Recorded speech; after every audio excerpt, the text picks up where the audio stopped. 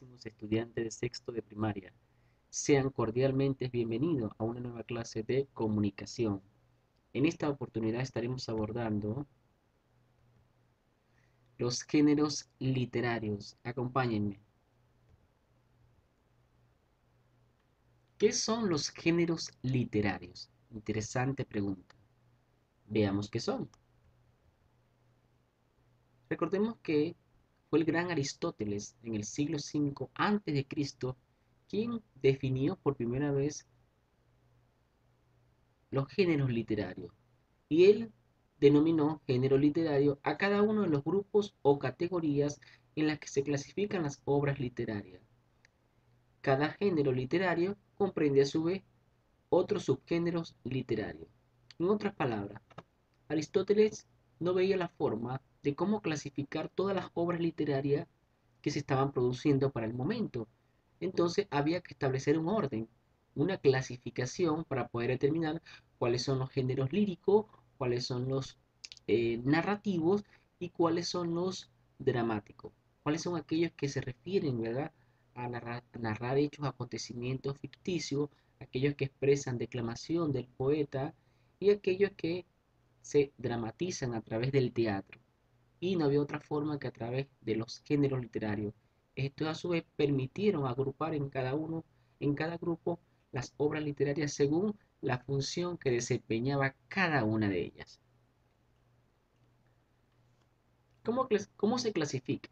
Recordemos que según la clasificación aristoteica, se clasifican de la siguiente forma: en lírico, género lírico, épico narrativo y dramático o teatral. Sin embargo, algunos dividen estos dos, los dividen, pero forman parte del mismo género literario. Recordemos que en el género lírico prevalece o predomina el mundo subjetivo interior del autor. Es decir, en este género se va a expresar el alma, los sentimientos, las experiencias, la percepción de cómo el poeta concibe su mundo interior, ¿ya? Y lo va a expresar a través de la palabra escrita, a través de varias especies líricas, a través del poema. Recordemos que el género lírico se subdivide a través en otras categorías llamadas subgéneros literarios, como son las especies líricas. A estas especies líricas se le conoce con el nombre de oda, ¿verdad?, que son aquellos poemas que son creados, diseñados para exaltar los valores, las virtudes de una persona, animal o cosa. Tenemos la égloga, que son aquellos poemas que tratan de los amoríos de pastores de la época. La elegía es un canto poético que se entonaba o que se cantaba para expresar la pérdida de un ser querido, el dolor de la pérdida de un ser querido. Y finalmente los epigramas, que eran composiciones poéticas mucho más breves, que tenían un, digamos, estilo satírico, burlesco. Tenemos ahora el épico narrativo. Recordemos que en el épico narrativo, aquí la figura que prevalece es el narrador. Aquí prevalece el poeta, expresa el mundo interior del poeta, lo que es cómo concibe el mundo, sus experiencias, sus amoríos, sus aciertos, sus desaciertos, sus alegrías, su tristeza.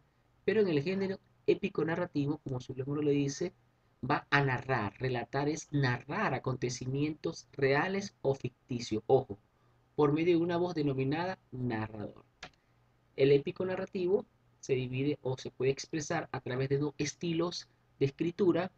Uno, a través en prosa. Ojo, se puede expresar en prosa. Y en prosa podemos ver, por ejemplo, los cuentos, las novelas, las fábulas, mitos y leyendas. Dentro de aquel especie épica narrativa expresada a través del estilo en verso, tenemos las epopeyas y los cantares de gesta que narran las aventuras, las batallas, ¿verdad?, épicas de los héroes de la antigüedad. Finalmente tenemos el dramático o teatral. Este género narrativo se expresa a través del diálogo y la acción. Si atendemos a cada una de las estructuras, cada una de las estructuras tiene un estilo muy particular. En el género poético vamos a ver que Al final de la palabra siempre va a haber la rima, ¿verdad? Generalmente aparece la rima porque es un poema. En el género épico narrativo, palabras como eres una vez, había una vez, ¿verdad? Van a ser típicas allí porque se está narrando una historia ficticia o real. Finalmente, en el género dramático teatral, como se expresa a través del diálogo y la acción de los personajes, este se va a expresar a través generalmente del diálogo, o sea, su estructura escrita va a ser expresada a través del diálogo.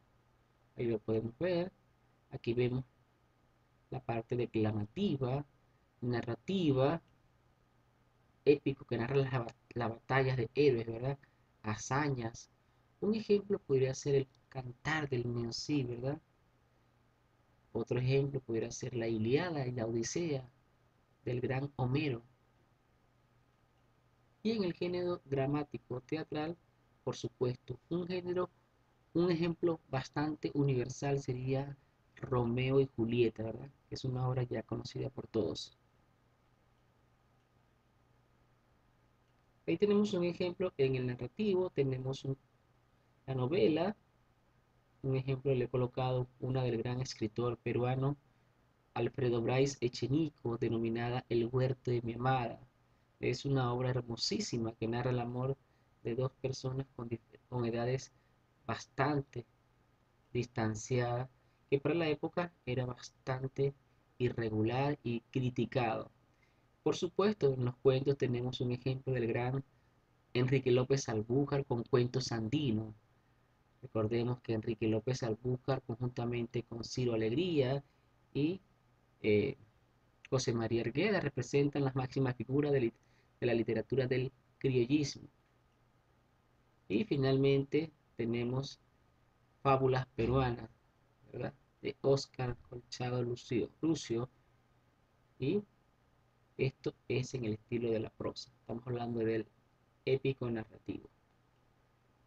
Ahí tenemos en la forma que se expresa el épico narrativo en verso, el estilo en verso, tenemos por supuesto las epopeyas como la Ilíada y la Odisea, que son dos clásicos universales escritos por Homero. Y dentro del cantar de gesta tenemos el cantar del Mío Cid, por supuesto, y el cantar de Roldán. Finalmente, en el género dramático destaca, por supuesto, Ollantay, que es un clásico de la literatura prehispánica. El género dramático a su vez se divide en tres especies: la comedia, la tragedia y el drama. En la comedia siempre va a tener un tono bastante humorístico, la trama, el diálogo de los personajes. En la tragedia vemos que los personajes al final tienen, eh, o el final de la trama es bastante trágico, funesto, porque los personajes principales mueren, y tenemos un caso de ello en la obra de Romeo y Julieta. Y finalmente en el drama tenemos a Ollantay. No me queda más que darle las gracias a mis queridísimos estudiantes de sexto de primaria. Para mí siempre será un placer, un honor guiarlos en este encuentro con los aprendizajes. Quienes habló, su profesor Ulises Oria. Chao, chao.